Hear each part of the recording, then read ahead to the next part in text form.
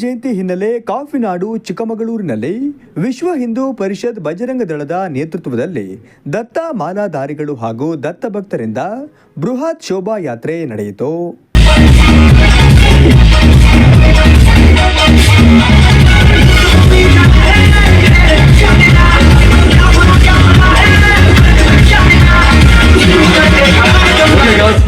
ಚಿಕ್ಕಮಗಳೂರು ನಗರದ ಕಾಮಧೇನು ಗಣಪತಿ ದೇವಾಲಯದಿಂದ ಆರಂಭವಾದ ಶೋಭಾಯಾತ್ರೆಗೆ ವಿಶ್ವ ಹಿಂದೂ ಪರಿಷತ್ತಿನ ಅಖಿಲ ಭಾರತೀಯ ಕಾರ್ಯದರ್ಶಿ ಗೋಪಾಲ್ಜಿಯೊಂದಿಗೆ ಎಂಎಲ್ಸಿ ಸಿಟಿ ರವಿ, ಬಜರಂಗ ದಳದ ಮುಖಂಡ ಸೂರ್ಯನಾರಾಯಣ್, ಶ್ರೀರಾಮ ಸೇನೆಯ ಪ್ರಮೋದ್ ಮುತಾಲಿಕ್ ಚಾಲನೆ ನೀಡಿದರು.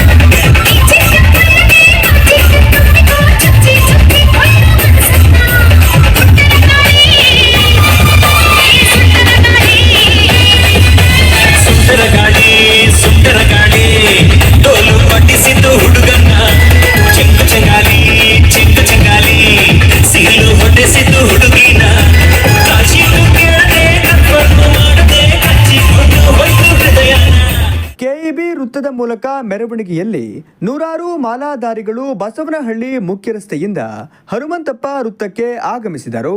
ಶೋಭಾಯಾತ್ರೆ ಸಂಚರಿಸುವ ಮಾರ್ಗದ ಎರಡೂ ಬದಿಯಲ್ಲಿ ಅಧಿಕ ಸಂಖ್ಯೆಯಲ್ಲಿ ಸಾರ್ವಜನಿಕರು ನಿಂತು ಮೆರವಣಿಗೆಯನ್ನ ಕುತೂಹಲದಿಂದ ವೀಕ್ಷಿಸುತ್ತಿದ್ದರೆ ಯಾವುದೇ ರೀತಿಯ ಅಹಿತಕರ ಘಟನೆಗಳು ಸಂಭವಿಸದಂತೆ ಪೊಲೀಸರು ಬಿಗಿ ಬಂದೋಬಸ್ತ್ ಕೈಗೊಂಡಿದ್ದರು.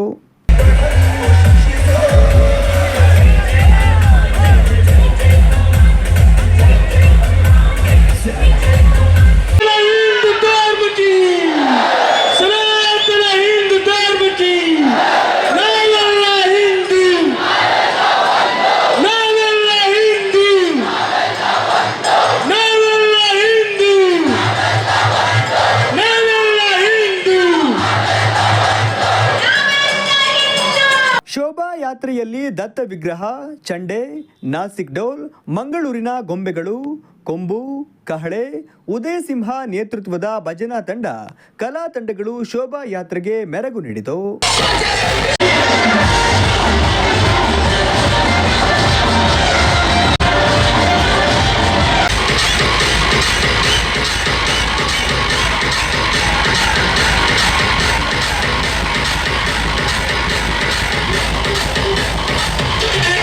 ಡಿಜೆ ಹಾಡಿಗೆ ಯುವಕ ಯುವತಿಯರು ಕುಣಿದು ಕುಪ್ಪಳಿಸಿದರು.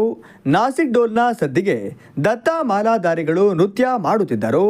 ಕೆಲವು ಯುವಕರು ಬೃಹದಾಕಾರದ ಕೇಸರಿ ಧ್ವಜ ಹಿಡಿದುಕೊಂಡು ಸಂಚರಿಸುತ್ತಿದ್ದು ಅಲ್ಲಲ್ಲಿ ಕಂಡುಬಂತು. ಬಿಜೆಪಿ ಮಹಿಳಾ ಮೋರ್ಚಾದ ಪದಾಧಿಕಾರಿಗಳು ಚಂಡೆ ವಾದ್ಯಕ್ಕೆ ಹೆಜ್ಜೆ ಹಾಕಿದರು.